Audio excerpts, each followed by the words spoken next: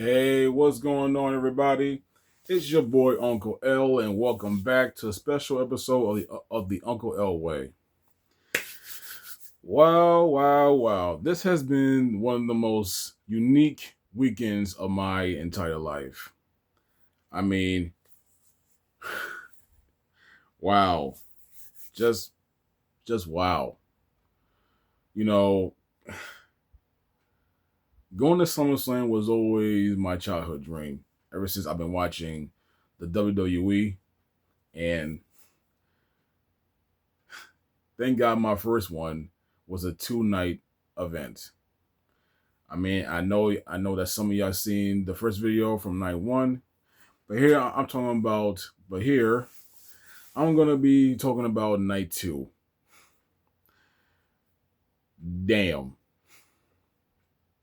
And here I thought the first night was a shocking experience because I'm pretty sure that everybody saw Seth Rollins faking an injury, cashing in his Money in the Bank briefcase just right after CM Punk defeated Gunther for the World Heavyweight Championship. But unfortunately for Punk, that championship victory only lasted 5 minutes. And from what I read, it was a few seconds shorter than Drew McIntyre's back in WrestleMania 40. Back in WrestleMania 40, when when he was cashed in by then Damian Priest. So yeah, Seth has pulled off one shocking, sneaky ass Money in the Bank contract uh cashed in. But then we have night two. Now from the start we have Rhea Ripley versus Io Sky versus Naomi in a triple threat match for the Women's World Championship. Now prior, everybody saw how both Rhea and Io just stole the show at the main event of Evolution, only to be only to be backfiring when the women's Money in the Bank briefcase holder Naomi from SmackDown ended up cashing in her briefcase, making it a triple threat, pinning Io Sky, and became the new Women's World Champion. Then on WrestleMania, we have these three ladies putting on one hell of a show, and Rhea cannot catch a break. I mean, ever since she lost that championship to Io Sky a few months prior, she has having a hard time in getting it back. And just last night, it happened again. The moment she was that close, finally pinning Io Sky, here comes Naomi with some schoolboy while holding up her tights, or should I say panties, and got the win. So unfortunately for both Rhea and Io, Naomi presented ourselves with caution and retained her Women's World Championship. Which means in Paris, Naomi will be defending that championship against Stephanie Verkeer. That should be a very good match to see. And then we have TLC, where we have 6 teams competing for the WWE tag team titles. I always wanted to see a TLC match, and that is the first TLC in 25 years since the very first TLC started at SummerSlam. And plus, we had some legends just sitting front row seeing the whole entire action, which is the two teams that helped started TLC, as in Bubba Ray, Dudley, and Devon, the Dudley Boys, and we have Matt and Jeff, the Hardy Boys, the pioneers, the emperors of TLC. Fortunately, Edge and Christian's not there because they both at AEW. Anyway, that was one hell of a TLC match. It was broken, obviously, broken tables, broken ladders, chairs being used. But I must say the person who had the worst impact was Johnny Gargano's wife, Candice LeRae, trying to reach the tag titles for her husband and friend, only to be tilted over and landed on another ladder right by the commentary tables. I'm surprised she didn't broke a damn rib. But obviously, the Y6, the current champions, retained their titles. Half everybody wanted the Street Profits to win, like myself, but the Y6 pulled it through. Very, very epic match. And then we have the steel cage match between Solo Sikoa and Jacob Fatu for the United States title. Unfortunately, Solo retained because of his goons interfered. Was up there pretty much 4-on-1. Well, 4-on-2 because Jimmy Uso trying to help.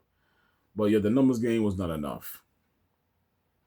Now, Solo might have retained the title, but Jacob got the last laugh doing a moonsault on the top of the cage on both two members of Solo's goons. Damn. Let's see what happened. We also have Becky Lynch defending the Intercontinental title for the women against Lara Valkyria in a no disqualification match. Now, a stipulation was added that if Becky defeated Lara, then Lara will never get a opportunity for the championship as long as Becky is the champion. It shows that how much hatred these two have for each other. They pretty much did everything to beat the living hell of each other to pick up the victory. I mean, there was kendo sticks, there was chairs, a long ass metal crowbar, zip ties, and wrenches, steel chains. And when the moment Becky was trying to hit Lara Valkyria with the long steel crowbar, Bayley comes out, just trying to get her hands on Becky Lynch because, well, unfortunately, Bayley didn't have a match at SummerSlam, so she wanted to make Becky pay. Unfortunately, it didn't go out so well because Bayley accidentally, or did she, struck Lara, and then Becky with the manhand slam, and then 1, 2, 3. The man retains the women's Intercontinental title, which means at this point that Lara cannot go after the title as long as Becky Lynch is the champion. So who knows what's going to happen, but something tells me that Lara is not going to forgive Bayley for this. I can see it. And we have AJ Styles killing it with a lowrider, coming out with his own version of an Eddie Guerrero ring attire, which was awesome. Against Rey Mysterio's son Dominic. I really wanted AJ to win, but Dominic had to be so sneaky and sadly retained. I really can't stand that damn kid. But anyway, and then we have the main event itself. It was the American Nightmare, Cody Rhodes, versus the self-proclaimed last real champion, the current undisputed champion, John Cena. Fairly, I wasn't buying what Cena was saying last Friday on SmackDown. I mean, he said he wanted to bring. He told the whole world that you want to see the real John Cena. Well, unfortunately, according to the crowd, because I know I was there, we did see the old John Cena. And I thought this dude was lying. Just psyching out Cody just to retain his championship. And this street fight was no joke. I admit, this street fight was no joke. I mean, back and forth, back and forth, back and forth, etc., etc., etc. But then, once again, Cody Rhodes saving the day and became the new undisputed WWE champion, just like he did at WrestleMania 40 last year. And then Cena gave the belt to Cody Rhodes, raised their hands, gave each other hugs, showing their respects. And then we saw Cody Rhodes finally getting his title back. And that was one good night. Or was it? Because out of nowhere, the whole entire MetLife Stadium, including myself,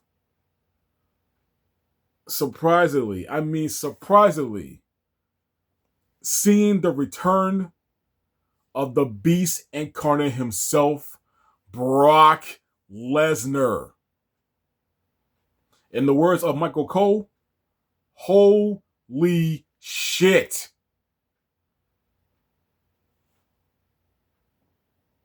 I did not expect this man to come back at all. And I'm still curious on how the hell did Triple H pull this off, rehiring Brock Lesnar. I myself didn't thought that he would ever come back to the WWE. But he did. And doing what he does best to John Cena, walking down to the ring and give Cena an F5. Here's the funny part. I parked in at an F5 parking lot outside the field. And out of nowhere, here comes Brock and giving John Cena an F5. How ironic.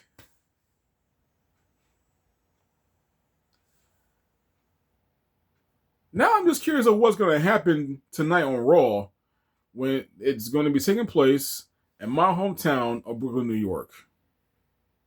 Brooklyn, New York. Home sweet home. I might not be living there anymore, but hey, you know what they say. Never forget where you come from. And Brooklyn will still be in my heart. Non-stop. No matter what. Of all this has been the best weekend of my entire life. I mean, not only I've been to SummerSlam, which was a tournament event, but I meant just to see this man right here at a meet and greet photo. My all-time favorite WWE superstar, the Hall of Famer, The Undertaker.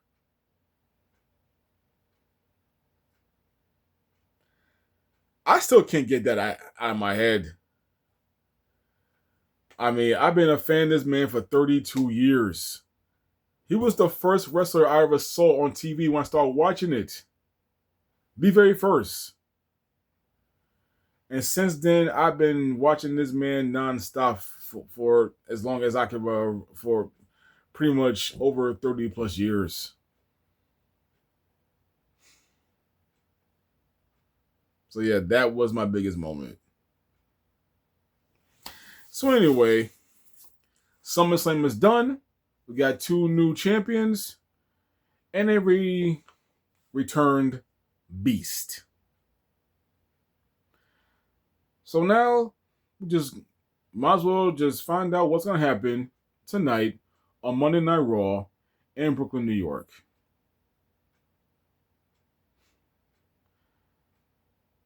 Usually something good or something bad always happens at the SummerSlam. So anyways, have a good day. It's your boy Uncle L. And watch Monday Night Raw tonight, because I know I will. Peace.